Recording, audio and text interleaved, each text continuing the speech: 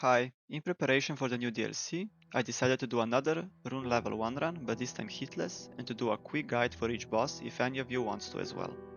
First of all, let's start with my build. Personally, I like using bandit curved swords, mostly because they're a fast weapon with low wielding requirements, but also because you can get them fairly early. I farmed mine at the Church of Pilgrimage Grace on the Whipping Peninsula and leveled them up to level 3. But since you can explore the entirety of Liurnia and Altus prior to facing Margit, you can have them at least level 12 if you go pick up bell bearings, or even higher if you pick up higher level smithing stones. For Margit, I think that plus 3 is more than enough. Regarding talismans, you're pretty limited since you can only carry one at this point, unless you go kill 2 demigods prior.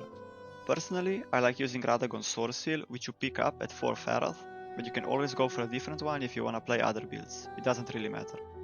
For the fight, I will focus on when to roll, how to position, and which moves to punish. Alternatively, you can also parry him or use Margit Shackle, which makes the fight way easier, but I won't be using either in the video. I always like to keep medium range, so I can see what moves he does, and I move a bit forward and backwards to bait attacks. Never go for more than 2 attacks, so you have enough time to dodge. First of all, his jumping attacks both in phase 1 and phase 2 are pretty safe to punish.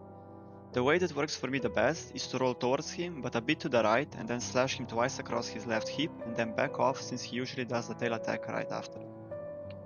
When he raises his staff, you wanna move a bit backwards so he doesn't immediately hit the ground but instead rushes towards you. You roll twice when he gets to you and you get a free punish, but again you have to be careful of his tail attack. There is one other attack he does that he did only once during my try, right before the end, where he does an upward slash and then charges the ground thrust.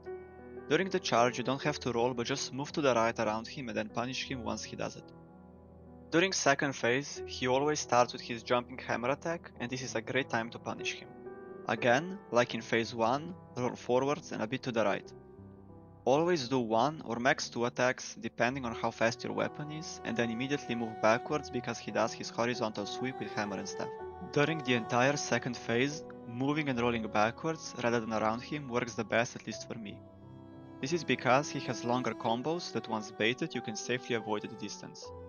I wouldn't punish any other attacks though, because a lot of times he uses daggers right after and they can catch you off guard. Well, that's pretty much it. Good luck and put his foolish ambitions to rest.